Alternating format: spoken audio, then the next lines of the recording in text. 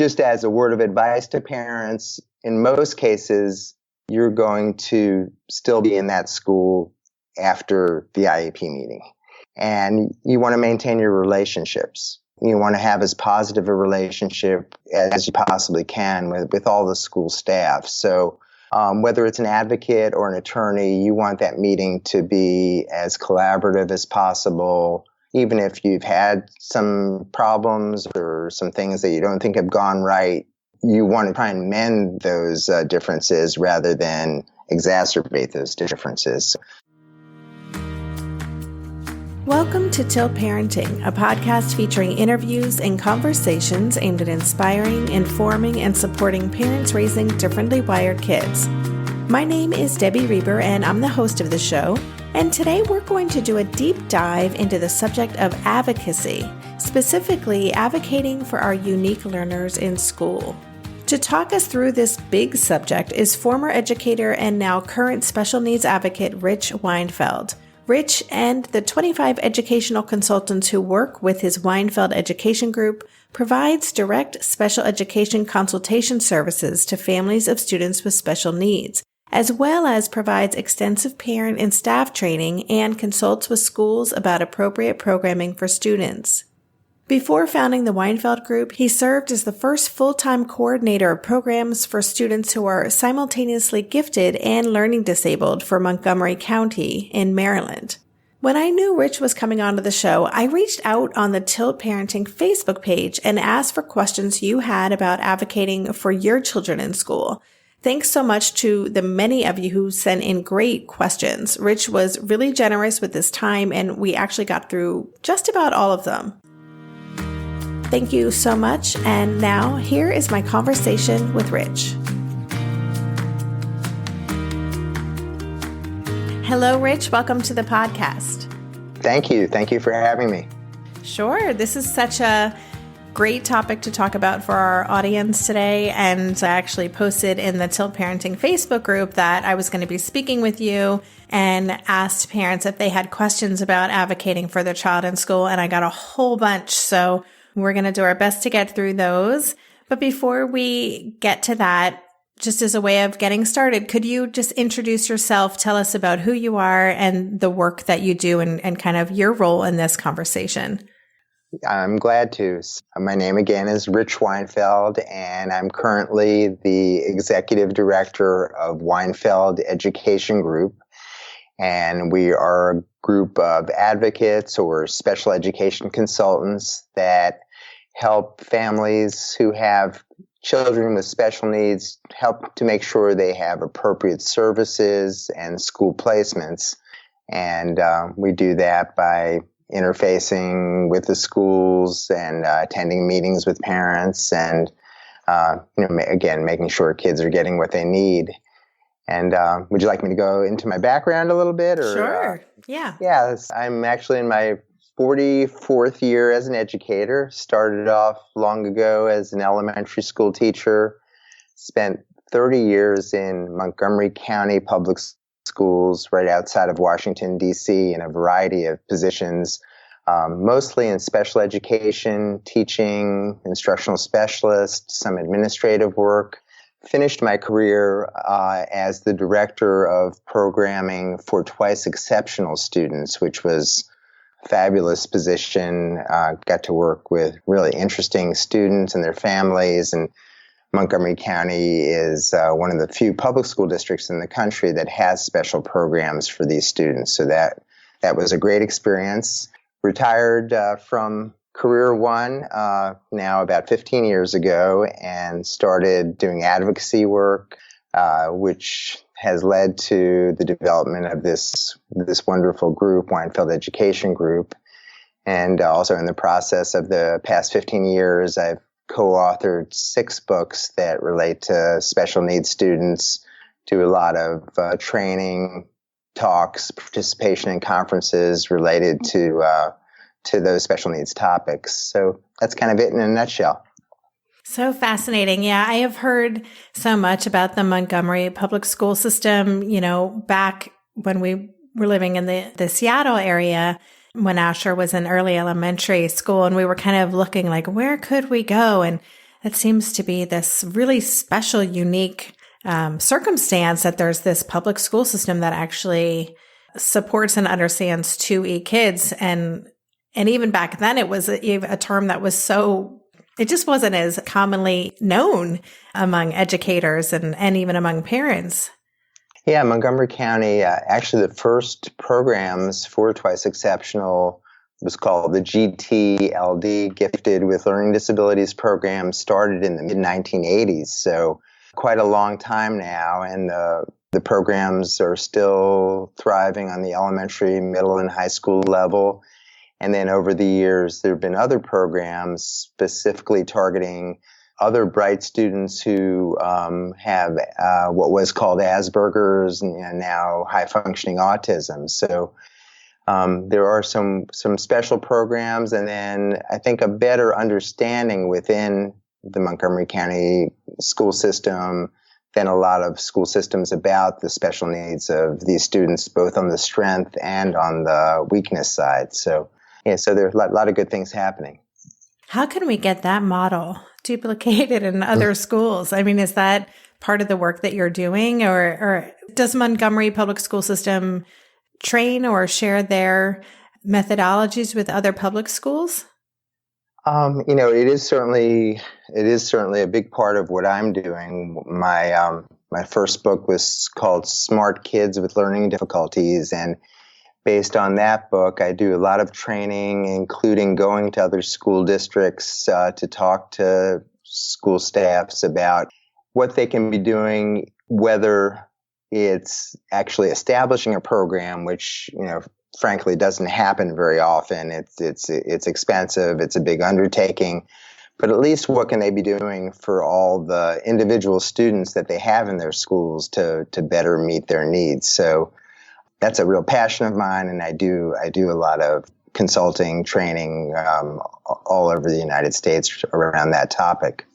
So as a special needs advocate, even as you were describing the work that your company does, I'm just wondering how common even is that the services that you offer around the country? Again, our frame of reference, or mine, is in the Pacific Northwest, in the Seattle area. And, I had to kind of really search to find therapists or parent coaches who could support me in IEP meetings and show up, but that wasn't their primary thing. And so I'm just wondering if you could explain what a special needs advocate does. And then is this something that's kind of unusual, the work that you're doing?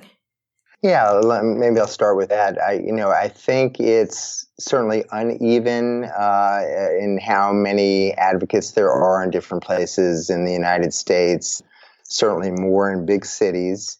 There's a wonderful group that I'm a member of called COPA, Council of Parent Attorneys and Advocates, and that's a good way to find advocates in different locations around the country.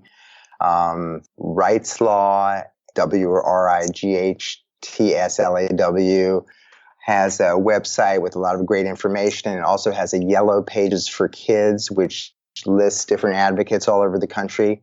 And then many of us who do advocacy, including the advocates in my group, are available to do long distance advocacy in places where parents might not readily find an advocate, or might not readily find an advocate with expertise in a particular type of student. So, there are options for parents, even if there are not local advocates that they can tap into. But to go to your other question, what do we do as advocates?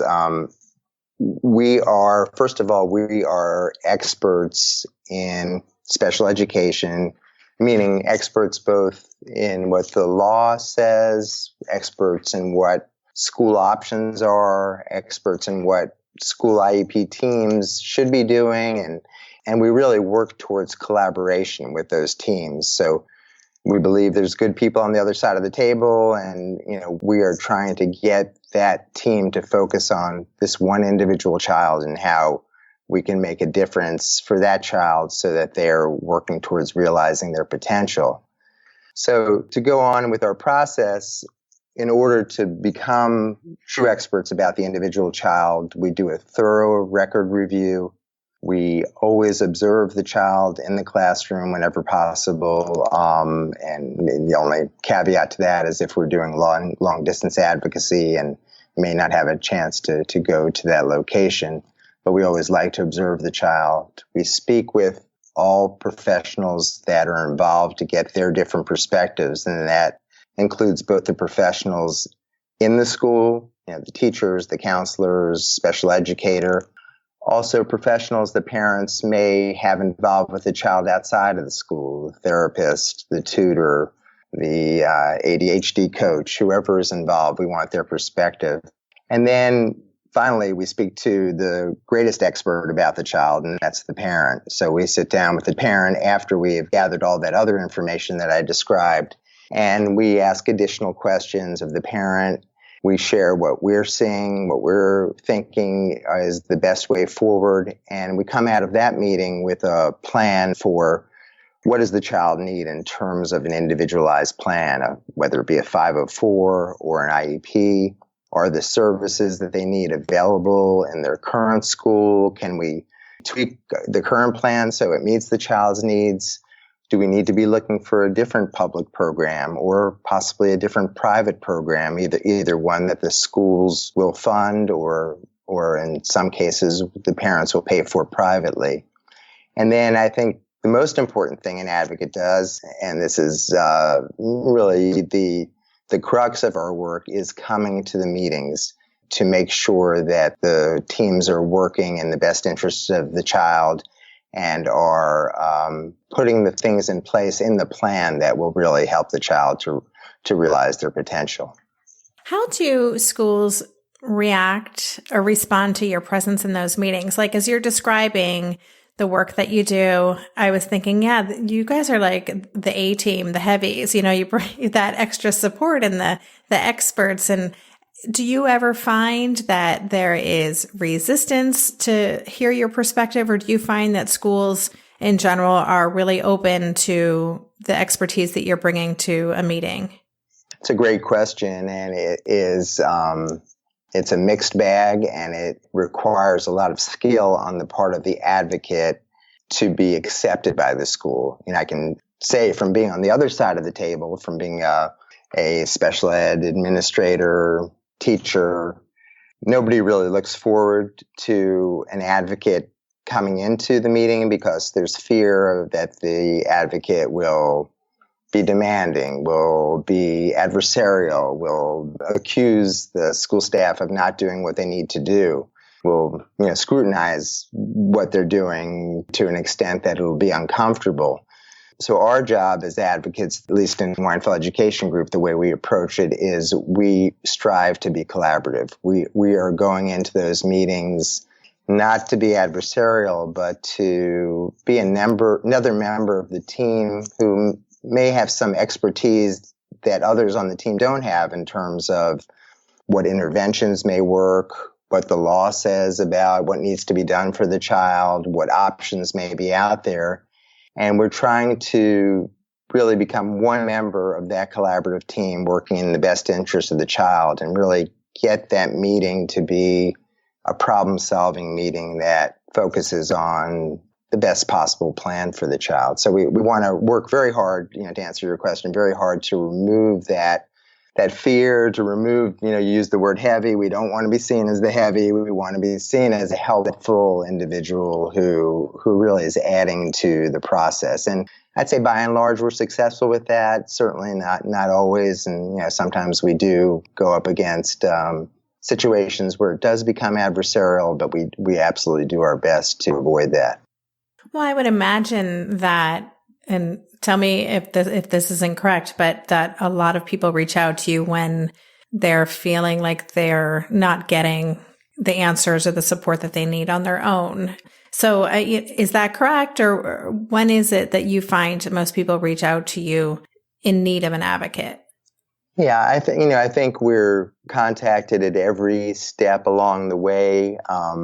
Certainly, our ideal client would be someone who contacts us early when they're just getting into the process, just wondering whether or not their child may need something more or different, whether their child may be eligible for a 504 or IEP. But you're right. Most often, all of us react when we're in crisis. And so often we get calls from parents when they're unhappy, when they feel like the schools aren't listening, when they want option A and the school is offering option B. One of the things that we tell parents up front is when you work with us, you're hiring an expert, as I said before, and that means we may have come to a conclusion about what's best for the child that's different than what the parent who's calling us initially is thinking is best for the child. And we always check with the parent, are you okay working with someone who actually may give you a different opinion than you think is right for the child right now? And 99.9% of parents say, oh, absolutely, what we want is what's best for a child. And of course, even though I'm thinking option A right now, if you come up with a different option, we want to be open to that, and we want to hear from your expertise what's best. During this month of planning and organization for big transitions, rhythms and routines have been absolutely essential for our physical and emotional well-being. So Green Chef nights are reliably and predictably a good night. We know the ingredients will be fresh and prepped, the instructions easy to follow, and the meal delicious. We're all still talking about last week's turkey tacos with mango chimichurri sauce, refried beans, and Monterey Jack cheese.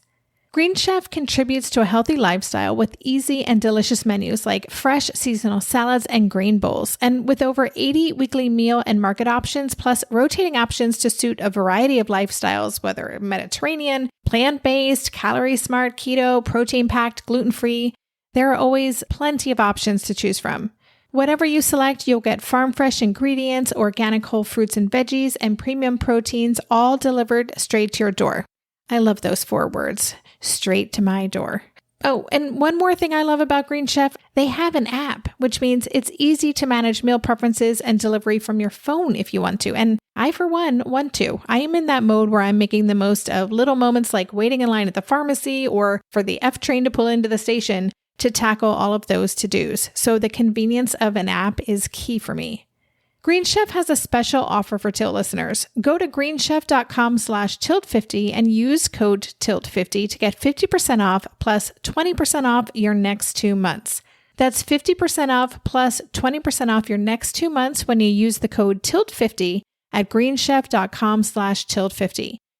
Maybe I've watched too many seasons of The Amazing Race, but every time I have to go somewhere on the subway, I treat it like a competition. It's all about making the right gut decisions about which route will get me there the fastest. Sometimes those decisions get me where I'm going early, and other times my gambles don't really pay off.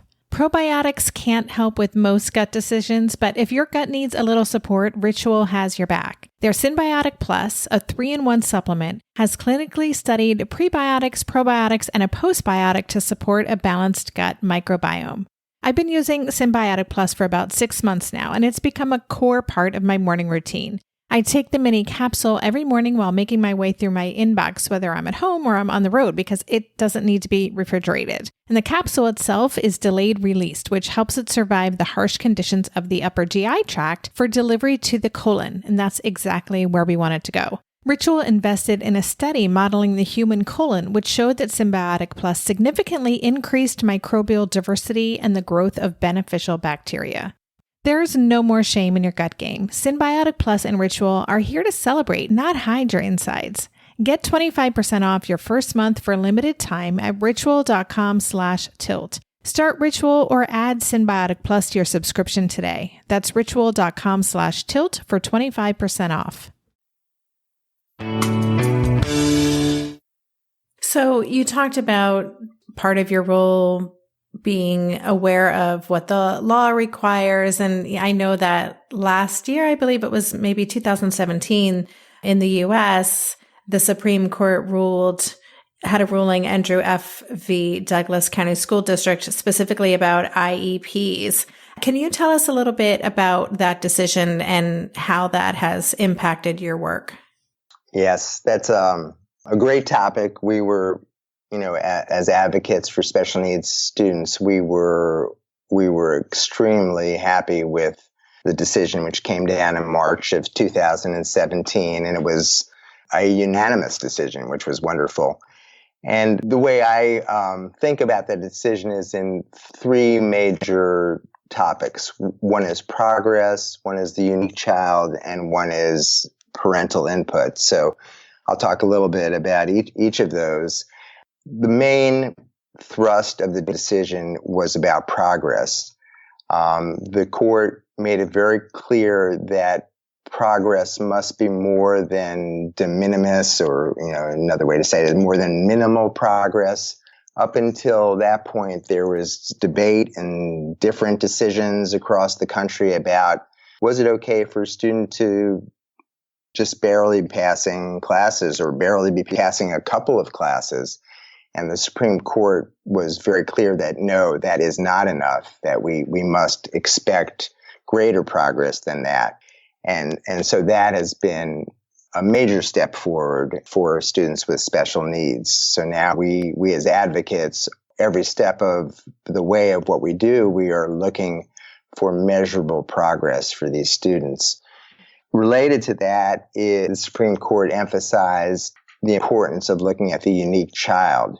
So not making, boilerplate plans that try to fit all or most students, but really looking at one child at a time. And part of that equation, we're looking at their strengths, weaknesses, and I was very gratified and excited to see the word potential in the decision. So in order to know what a child is capable of, we must understand what their potential is.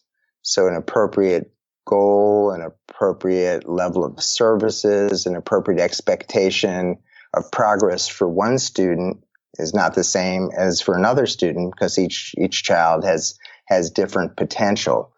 That particularly is significant. It's significant for all kids, but it has a great significance for the twice exceptional students that we were talking about before. So for these students, the progress that we would expect when they have appropriate programming would be very great because of their wonderful cognitive potential. And then the last area that I mentioned is parental input. The Supreme Court was very clear that it's not just the school officials who are responsible for making these individual plans for students. It's the parents as part of the team, and they must have meaningful input. And that is part of our role now as advocates as well, is to make sure that parents are having that meaningful input. And the Supreme Court used the words cogent and responsive to talk about when the school officials are telling parents what their decision is, that it can't be simplistic. It can't be, here's the decision, kind of take it or leave it. It must be responsive. There must be an explanation. Parents' questions must be answered. So that's another thing as advocates, that we are making sure that those kind of cogent, responsive explanations are forthcoming from the schools and school districts. Well, thank you for explaining that ruling, and that's really helpful. You mentioned the word potential, and I was just wondering, with regards to gifted kids with disabilities, this is something that we experienced when we were in the school system, and I hear from lots of parents how challenging it can be when a child is performing fine, but we know that they're not reaching their potential, but it can be hard to demonstrate that based on the metrics that a school might be using. So did this ruling impact, the possibility to get twice exceptional kids more services, or maybe qualify for IEPs when they maybe wouldn't have before? Or what are your thoughts on those special considerations? I think that this ruling, Endrew F, will ultimately have a great impact on twice exceptional students, and we're already starting to see it. I've been involved in some due process hearings, along with attorneys, where I serve as an expert witness. And in those hearings, we've made the point about twice exceptional students that because of this student's great strengths, because of their cognitive ability, they're capable of greater progress than another student might be capable of. So we must set the bar higher for those students. And we've prevailed in several cases where the administrative law judges have paid attention to the fact that Endrew F calls for us to look at the potential of the unique student, whereas at least in one of those cases, initially the administrative law judge had ruled otherwise, but then revisited the case on the basis of Endrew F. So we're very hopeful and optimistic based on that. It also comes into play with eligibility. So whereas a child performing close to grade level might be seen as doing good enough if all we're looking at is the grade level, when we look at the unique student and the potential of the student, then we see for many students that that's where the gap is, and that's where the student is really not working anywhere near what they're capable of. So Endrew F has given us some real clear ammunition to advocate for twice exceptional students. So, okay, I want to shift to the parent questions that I've gotten, our caregiver questions. And you're not prepared for any of these. So I'm just going to throw them at you and we'll see, if there's some you're like, that's not really in my area of expertise. That's totally fine. But I'll do my best. Yes. I'll do my best. And the first one I wanted to ask you is actually tied to what you were just talking about. One of the parents wants to know, how do you know when you're beyond parent or professional advocacy and need legal representation? Yeah, that not a clear-cut answer for that. I certainly, some parents go to attorneys before they go to advocates because they feel like there's been an infraction of the law, or, they want to bring in someone who they feel will be more threatening to the school team. In my practice, I would say 80 to 90% of our cases do not involve attorneys. And we are able to get what kids need in terms of their interventions, in terms of services, programming, by working in a collaborative way with the school team. And then in the 10 to 20% of the cases where we hit the wall, where we see that the school team is not responding and compromise is either not possible or it's not what the child needs, then we advise the parents to bring in an attorney because we've gone as far as we can as advocates. So, just as a word of advice to parents, in most cases, you're going to still be in that school after the IEP meeting. And you want to maintain your relationships. You want to have as positive a relationship as you possibly can with all the school staff. So, whether it's an advocate or an attorney, you want that meeting to be as collaborative as possible. Even if you've had some problems or some things that you don't think have gone right, you want to try and mend those differences rather than exacerbate those differences. Just something to think about as whether it's an attorney or an advocate, you want to make sure the approach is going to be as collaborative and positive as possible. Yeah, absolutely. So, okay, the next question, I just want to, before I ask it, also just note that whereas most of our listeners are in the U.S., we also have a lot of international listeners. And so obviously the systems are different and how they handle kids with different abilities varies. So this would be more of a best practices question. And this is one that came up several times in the Facebook post. So do you have any best practices surrounding educating schools that disruptive behaviors are driven by a child's disabilities rather than the fact that they're just bad kids or they're not being parented well? Well, I do think the way we approach behavior, as advocates, and, when I say advocates, that's parents, that hopefully is school staff as well. We've got to look beyond the surface behavior and talk about, what is the function of the behavior? Where does it come from? And almost in every case, we can find that function it's often related to academics. It's often related to the child struggling in some way with what's being presented during the school day. So it often drives us to look at an intervention, another reading intervention that we haven't tried, another writing intervention. It also may be driven by a differently wired child. So maybe the child's ADHD or autism that is really the precursor for the behavior. So we need to, look in every case, look beyond the behavior and say, what is driving it and what can we do proactively to put things in place so that, number one, the behavior won't happen. And then number two, what skills does the child need to be taught so that the behavior won't continue to happen? For example, a student with autism who in social situations is showing a behavior that's disruptive or negative to the environment, often the answer there is to teach the child to improve their social skills, which is a hallmark of the disability in which, the child, may very well be lacking. So not to assume that the child has the skills, but to look at where might there be a hole in the skills that is then leading to this inappropriate behavior. Any thoughts on how to even have that initial conversation? If a teacher is getting feedback that's focused on just the behavior and the parent wants to convey, yes, and this behavior is stemming from these underlying things that are going on with the way my child's wired. I'm sure you come across teachers who that it wouldn't be their first, guess or that this is something Right. that's rooted in a disability. So just any thoughts on how to even have that initial?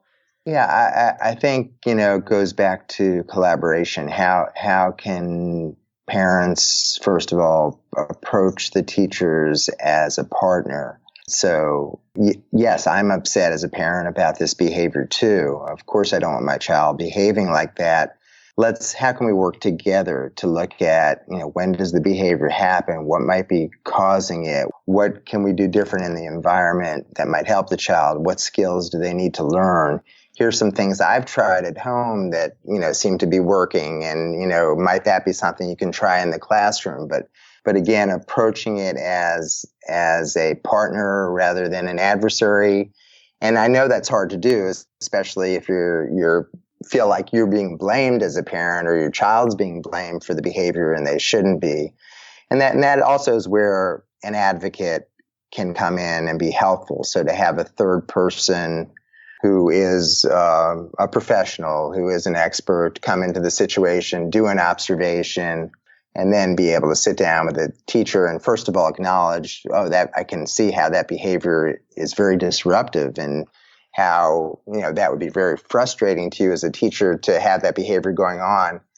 Now, let's look at what are some ways that we can work to change that behavior. And again, be proactive, teach skills that are going to change behavior. So I hope that's helpful. Yeah. And it's actually how we want to parent too, right? We want to connect and empathize, and then we want to move on to collaborative problem solving. So I guess that's just a good way to collaborate with any human, right? I agree. So this parent wants to know how to handle a group of educators at an IEP meeting who expect the parents to provide them with the plan for how to educate your child. I know for me as a parent, I was always like, but you're the one with the master's in education. I'm relying on you to tell me what to do. But a lot of us feel like we're expected to come up with the solutions. Interesting. I would say that happens less with an advocate in the picture, because I think that's a positive thing about bringing an advocate is the school will tend to put its best foot forward, rise to the occasion, and know that they have to come in with a plan. And so maybe they'll be more likely to engage some of their school district experts to help support them. And that's often a solution, is that the expertise may not be in the local school, but may exist somewhere else in the school district, at the central office, or in a special program that's located in another school. Another way to think about your question is it's also an opportunity.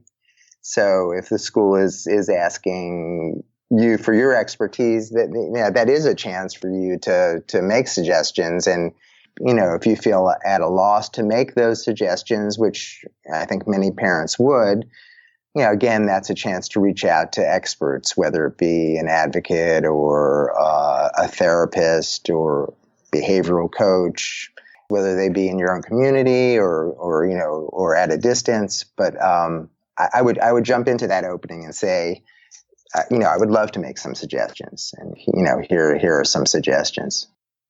What if, as part of that, we want to encourage a school administration to get further professional development for their teachers and staff to better understand their neurodiverse students? How do we start that conversation? Like, is that something that we could just suggest, hey, in case you want to have a learning opportunity for staff, here are some suggestions of people to bring in? Like, is that seen as an insult, or is that something that we can try to facilitate? I think it's a great thing to suggest. Again, going back to that, collaborative conversation, it all depends on how you do it, so I think some parents can do it in what's perceived as a heavy-handed way, where it's, I want you to bring this person in, they're the expert, and they're assuming the schools don't have the expertise, and that can be very off-putting. But again, in working as a partner, I know what you're experiencing with my child is difficult. I'm having difficulty at home too. Is there someone in the school district who we could call in? Here are some people in the community that I know could be helpful. How can we work together to make this happen? One thing that's not widely understood about the IEP process is part of that process is a consideration of what training needs to happen in the school to help this individual child. So that's something that can be written into an IEP plan, specific training that's needed by school staff to help them to work more effectively with the child. So that's a way I would use the process. But again, I really encourage it to be in a collaborative way. Right. Collaboration, building alliances seems to be key here. That's, definitely a theme, and I think, a very worthwhile theme. So one of the parents on my website was asking about paraprofessionals, and I know that you support families who have autistic kids who might need more paraprofessional support, the full-time or part-time aide in the classroom. I know that's something that at one point we were hoping to get written into an IEP, but did not happen because I know that it's very expensive. Any suggestions on how to push for, request, or get a school to even consider the expense related to a paraprofessional? It is a tough one because it is very expensive. But the law requires us to strive to educate students in the least restrictive environment, and of course, what's least restrictive for one student is not the same as what's least restrictive for another student. And so, for some students, we are talking about a special class within a neighborhood school. For some students, we're talking about classroom placement in a different school or a special school throughout the day. But one argument for a paraprofessional is to keep the child in the least restrictive environment. So that is something that we want to consider. Is it less restrictive to have the child stay in their current class and have an adult with them for part or all of the day? And in those kind of decisions, it also may be more economical for the school district to provide that paraprofessional than to pay for a special school. So in the context of really looking at all options that might work for the child and really considering that least restrictive environment that we're striving for with kids, I think that's where the discussion of the paraprofessional becomes, more possible. Okay, awesome. So, I want to just be conscious of time. Are you doing okay to answer a few more? Or? Sure. I love it. Okay. One parent wanted to know if you're moving to a smaller school system that offers fewer services and options, is it appropriate to expect just as much from a small school system as a larger one? So, couple things that question makes me think of. One is that there is a responsibility in the United States that if you're moving from one school district to another and the child already has an IEP, that IEP has to be implemented by the new school district to the best of their ability. Once they get to know the child better, they would convene a meeting and make changes or make recommendations to the parent for changes that they think are appropriate. But as a child moves in from another district, there is a responsibility to provide the services that the child needs, and that often is commensurate services that were provided in the last school district. To dive in a little more to the question, though, is it reasonable to expect the same services from the district?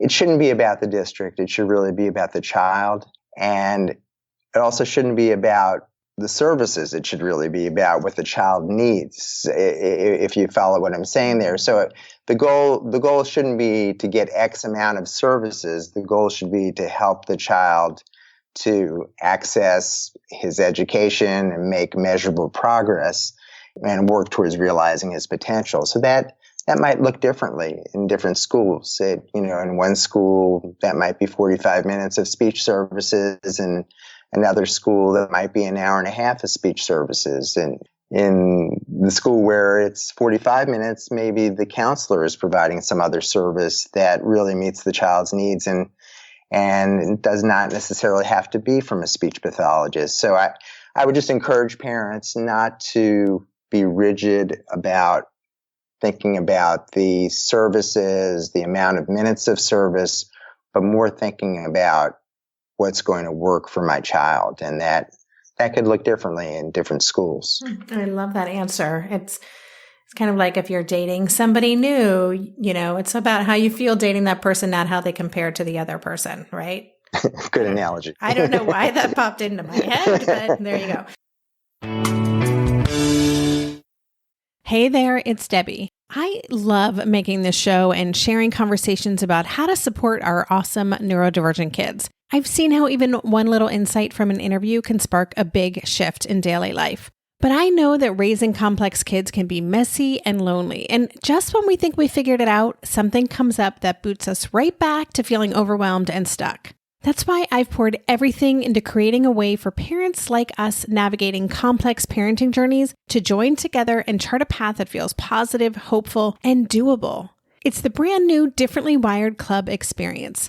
In the club, you'll get personal support from me and other seasoned parent coaches, 6 live calls every month where you can connect and get your personal questions answered, the opportunity to learn directly from authors and experts like I have on this show, monthly themes for getting specific and tactical, an exclusive private podcast feed, and the best, most generous community of parents. Seriously, these folks show up for themselves and each other, and that right there is really everything. Because it's a daily reminder that we're not alone. Our kids aren't broken, and we have totally got this. The recently rebooted Differently Wired Club is on a brand new platform with its very own iOS and Android app. It is such a great space. However you learn, whatever your style, no matter the ages, genders, and neurodivergent profile of your children, the Differently Wired Club can help you cultivate the positive shifts you're hoping for. Join us today by going to tiltparenting.com/club. That's tiltparenting.com/club. I hope to see you on the inside. Are you overwhelmed by the things that get in the way of you doing what you want to do? Are you looking for ways to simplify life to better align with your values? Do you want to create space in your schedule so you have room for more of the good stuff? Play, joy, relationships, gratitude, and more? If you answered yes to any of these questions, I invite you to check out Edit Your Life, a podcast to help you edit the unnecessary from your life so you have more room to enjoy the awesome. Through episodes with me, Christine Coe, and a range of super smart, compassionate, and thoughtful guests, you'll come away with big picture insights and practical ways to declutter your home, schedule, and mental space without getting bogged down by perfection. I have always believed that small moments and actions matter tremendously. My goal is to help you find agency and space in your life through doable baby steps that will leave you feeling accomplished instead of overwhelmed.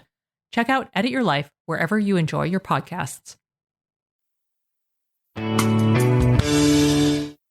This is kind of an interesting question.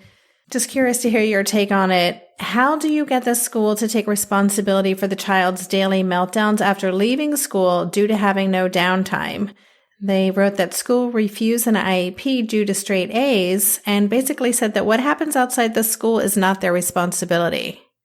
Any thoughts on that? So what I'm understanding from that question, and maybe you can help me with it, what I'm understanding is the child does not have an IEP. They're having to work very hard to maintain their academic progress and good grades. And so that's leading to some behavioral problems in school. Is that what you understand? That's what I'm getting from it too. Yeah. Yeah. So again, there's a few different things to possibly unpack in that question. Why is the child working so hard outside of school? Is straight A's really the right goal for that child? And is there too much pressure? Is there too much stress about the grades? But I'd also want to think about, was the school correct to deny the IEP? So did the school just look at grades, which certainly is one criteria for looking at whether a child is needing an IEP or not? How are they doing grade-wise? But we also want to look at many other factors as well. We want to look at their experience of the school day, their own feelings of adequacy, depression, anxiety, their social skills, their behavior throughout the day and how it may relate to a disability. So, if I was the advocate in that case, I would really want to dig in and say, what is the possible educational disability here? Is it ADHD? Is it an emotional disability? Is it autism? And did the school miss that there really is an impact during the school day, despite the fact that the child is having good grades? And another piece that the law requires us to look at is how much support is the child getting outside of school in order to get those good grades? Many parents provide tutoring. Many students spend hours and hours outside of school working on their homework and are perfectionists and really drive themselves too hard. And so we want to look at the total picture before we decide, does the child possibly have an educational disability which requires some type of special program during the day? And again, the question seems to indicate that the parent thinks the child should have some type of support during the day. Maybe it's one period a day where they have what's commonly called a resource room, where they can have some study time, get organized, work on some of the study skills and organizational skills that they may be lacking, or have some time to deal with their anxiety or their obsessiveness about doing all their work and doing it to the nth degree. So, as an advocate, I'd want to really dig deeper into look at the assessments that have been done, look at what that disability might be, and really, really look harder at how that might be impacting during the school day. Mm-hmm. Good answer. This is a very nuanced question. I think it's interesting because I think it's something that probably a lot of parents are dealing with or their kids are struggling with, but I can see why she asked it because it's not clear cut what you'd even ask for. So I'm assuming it's a she, it might be he, was asking what to ask of schools in the area of rewards. For example, a lot of schools have, well, she described it as pointless tracking systems, but you get a star for reading X number of pages every day. And there are a lot of students who won't do that because they see it as being a pointless exercise. Or she also talked about, there are awards for attendance, and a lot of kids with IEPs might be impossibility for them to have perfect attendance because they're being pulled out for therapy or they have other things outside of school. So this parent is wanting to know how or what should we be asking for in school systems when there are kind of these reward systems that seem to penalize our students because of the way that they're wired or the extra supports that they need? Yeah, so my mind goes in a couple directions with that question. One is just best practices of teaching and best practices of behavioral management in school, and having a dialogue with schools about how maybe this plan that works for a majority of the student doesn't work for some of the students, and what could we do to modify that plan for these students where they're not responding. The other place my mind goes is for students who are having any kind of behavioral challenges in school that is getting in their way. Then we want to develop an individualized behavior plan, but what's commonly called a behavior intervention plan for that student. And there we want to look at what is the behavior, what are the antecedents of the behavior, what are the functions of behavior, and then what things can we put in place that are going to lead to more positive behaviors. So, if it's in fact a student who's really having significant challenges with the current rewards, then it's clear that we have to have a specific individualized behavior plan for that student. Okay, great. Okay, one last question, and then we're going to talk about the conference that is coming up in April. I want to make sure that listeners are aware of that. So this listener wants to know, what resources have you found best to educate school communities about twice exceptional kids? I love that question. Yeah. So the field of twice exceptional education has really been blossoming and growing over the past, I'd say, 30 years. And when I got the job as director of services for twice exceptional students in Montgomery County, the first thing I did is look for the experts, and I would say all roads point to Dr. Susan Baum, B-A-U-M, who was really the pioneer in this field. And she has some great books and articles, and she's still very active working at Bridges Academy in Los Angeles and consulting with the school, and also leading graduate studies for professionals in the area of twice exceptional. So I would definitely look there.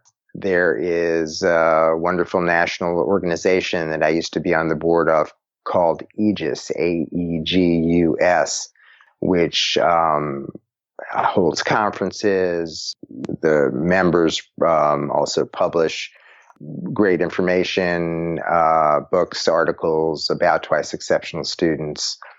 I'll mention my book again, Smart Kids with Learning Difficulties, which is based on our work in Montgomery County schools and talks about the best practices for educating twice exceptional students, what we found to be true in working with these students in schools, and also what the literature says about these kids. And I would say number one on that list of best practices is to pay attention to and really develop and nurture the strengths. So that's where, in one sentence, where I would really put my attention as someone who wants to learn how to work with twice exceptional.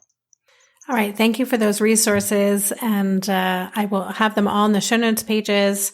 And I just have to say, I'm actually getting to visit Bridges next month, and I'm going to meet Susan. I'm really excited to perfect. Yeah. kind of check out what they're doing. Say hello for me. She's wonderful. I will. So, okay. So coming up in April is the Diamonds in the Rough conference, which humble brag, I am keynoting. I'm super excited about the event. We're very excited to have you. But can you tell us about the conference, who it's for, and how listeners can learn more about attending? Yes, so this is our annual conference, Diamonds in the Rough, and it focuses on teaching both professionals and parents strategies for working with special needs students.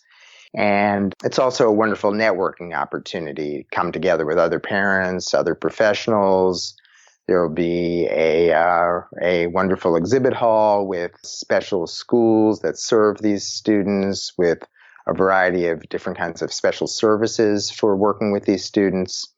The conference is 2 days in April, April 12th and 13th. On Friday, April the 12th, we will focus on professionals. Dr. David Black will be giving a continuing education talk aimed at professionals, talking about successfully launching students at every stage. We hear a lot about failure to launch, and actually both days of the conference are going to focus on how do we prepare students to become independent, to eventually leave us and launch successfully, beginning with the transition to kindergarten. And Dr. Black will talk about all the different transitions and kind of the common themes that run through them. Then on Saturday, we'll have you, Debbie, talking to parents about this topic. And then throughout the day, we'll have a variety of different workshops that focus on different ages and stages, different disabilities, and, how best to prepare our children to become successful, independent adults. Yeah, so I'm really excited about the event, and if it takes place in Rockville, Maryland, so if people are in that part of the country, definitely see if this is something you can make. I would love to meet you there, and I'll have a link to the conference website also on the show notes page and on the events page at Tilt Parenting and on our Facebook page, so definitely check that out. And wow, we covered a lot today.